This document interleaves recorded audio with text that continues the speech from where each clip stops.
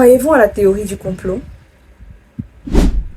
Le sujet qu'on va aborder aujourd'hui n'a aucun rapport avec ça, mais c'est tout aussi intéressant.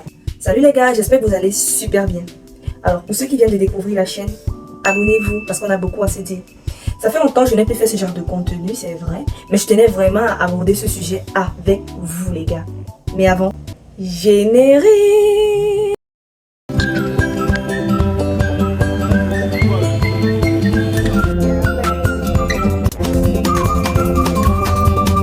S'il y a une vérité générale et que tout le monde connaît, c'est que ton ex ne t'a jamais aimé. Oh my god! Un peu plus de sérieux. S'il y a une vérité générale connue de tous, c'est qu'on a 24 heures en une journée. La plupart repartissent ces 24 heures en 3.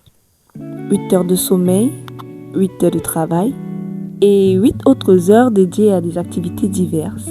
Que sommes-nous réellement censés faire durant ce reste de temps? Ces 8 autres heures ne sont pas aussi calées que celles du travail ou du sommeil. Il y a quelques temps, je scrollais sur mon téléphone. Rien de nouveau. Tout à coup, j'ai vu une option qui me permettait de voir le nombre de temps que je passais sur mon téléphone. Détaillé parce que cette option me permet également de voir le nombre de temps passé sur chaque application.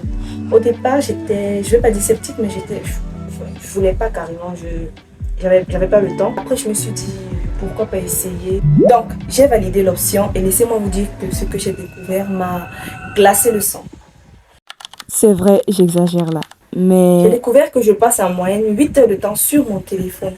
Et donc, vous imaginez une personne qui passe toute la nuit à scroller sur le téléphone. Combien d'heures elle pourrait faire sur cet appareil? Mais what? À quel moment elle vit? Bref, on n'est pas là pour parler de moi. Revenons à notre sujet. Étant donné qu'on a 24 heures en une journée, 8 heures de temps pour travailler, 8 heures de temps pour dormir, donc les 8 heures de temps restants. à quelle activité devrions-nous dédier ces heures? Perso, je pense que ces heures doivent être dédiées à notre bien-être ou à certaines tâches ménagères, comme faire sa vaisselle, sa lessive. Si on considère que ces tâches ménagères peuvent nous prendre 2 heures de temps dans la journée pour ceux qui en font, le reste du temps dédié au bien-être, devrions-nous le consacrer et le passer sur nos écrans? Ne sommes-nous pas d'une certaine manière en train de passer à travers notre vie? Être là à consacrer 7 à 8 heures de temps de notre journée derrière nos écrans, n'est-ce pas une manière pour nous de fuir la réalité? De boucher nos oreilles au murmure du vent, de priver nos yeux de la beauté du ciel, ou encore, n'est-ce pas un moyen pour nous d'ériger une barrière autour de notre cœur, au point d'en arriver à oublier ce merveilleux spectacle que nous donne le soleil quand il se couche? Ces heures passées sur le téléphone représentent un fossé, ce fossé que l'on met entre nous et la vie réelle.